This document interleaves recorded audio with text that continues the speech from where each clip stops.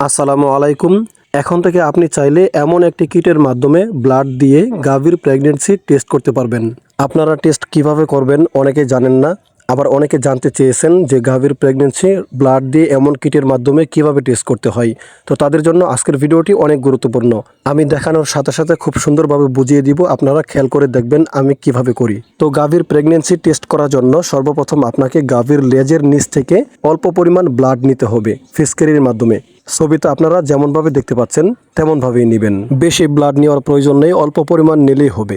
তারপর ব্লাড নেওয়ার পরে ফিসকারি থেকে 1 ফোঁটা ব্লাড এখানে ডালবেন। এখানে 1 ফোঁটা ব্লাড দেওয়ার পরে 10 থেকে 15 মিনিট ওয়েট করবেন।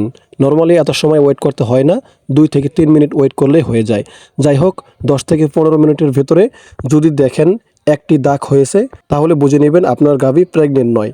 আর যদি দেখেন যে না 2টি দাগ হয়েছে তাহলে বুঝে নেবেন আপনার গাভী প্রেগনেন্ট।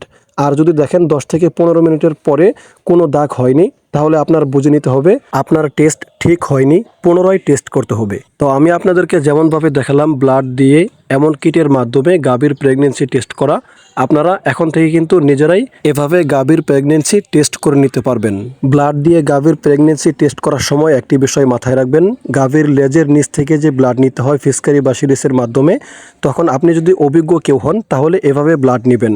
আর যদি আপনি অভিজ্ঞ না হন তাহলে পাশে অভিজ্ঞ কেউ থাকলে তাকে দিয়ে করিয়ে নেবেন, না বুঝলে নিজে করতে যাবেন না। তো আজকের ভিডিওটি আশা করি সকলের উপকারে আসবে। ভিডিওটি ভালো লাগলে ভিডিওতে একটি লাইক দিবেন, আর গরু বিষয়ে এমন সমস্ত পরামর্শ পেতে চ্যানেলটি সাবস্ক্রাইব করে রাখবেন। সকলকে অসংখ্য ধন্যবাদ।